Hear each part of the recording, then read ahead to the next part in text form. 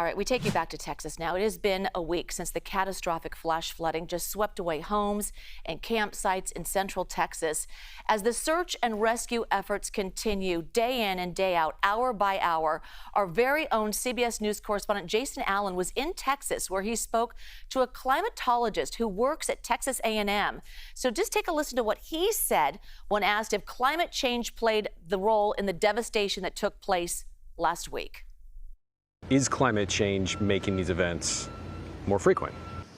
Yeah, so in terms of climate science, it's really based on the principles of physics, right? And so the principles of physics say when the atmosphere warms up, as is happening with climate change, well, a warmer atmosphere can hold more moisture than a colder atmosphere, right? A consequence of that is going to be, all of the things being equal, you'll have more intense and more frequent large rainfall events, right? And so the large amount of rain that we had last week is consistent with the predictions of climate science. So this is expected. Should we be putting buildings up there in flash flood alley? Is this something that we need to consider changing, where we can build, how close we can actually be to the water? Sure, this is a big part of the equation.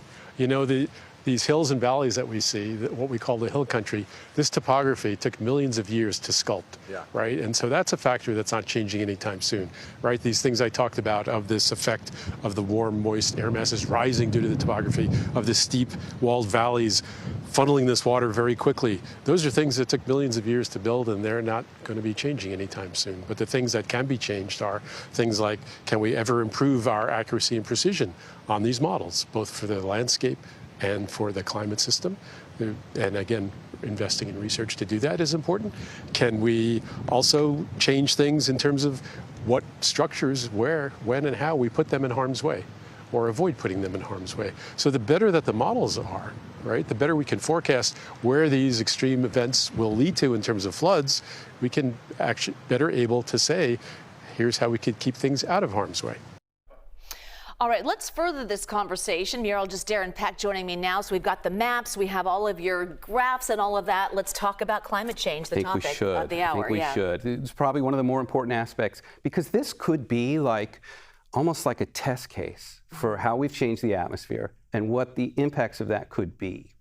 So we've warmed the planet by about 2.7 degrees.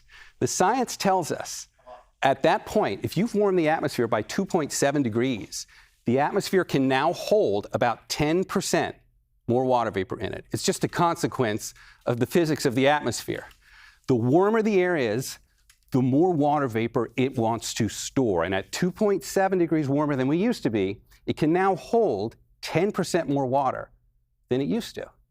Now, on July 4th, looking at just the water vapor content over Texas, the amount of water vapor in the atmosphere on the morning of July 4th over that part of Texas for that time of year was at record levels. In other words, since we've been able to track things like this through the atmosphere and satellites, there had never been more water vapor over that part of Texas for that part of the year. Now, here's the other side of that coin. Take a look over here. On the morning of July 4th, the part of Texas that got hit with those insane amounts of rain was in the deepest degree of drought you could have been in.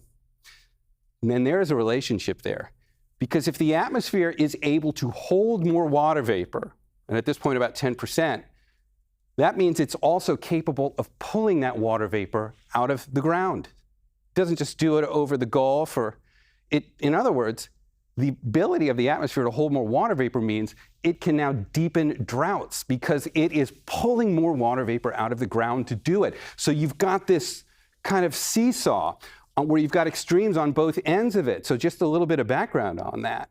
That's probably one of the bigger roles in terms of what did climate change play in this disaster?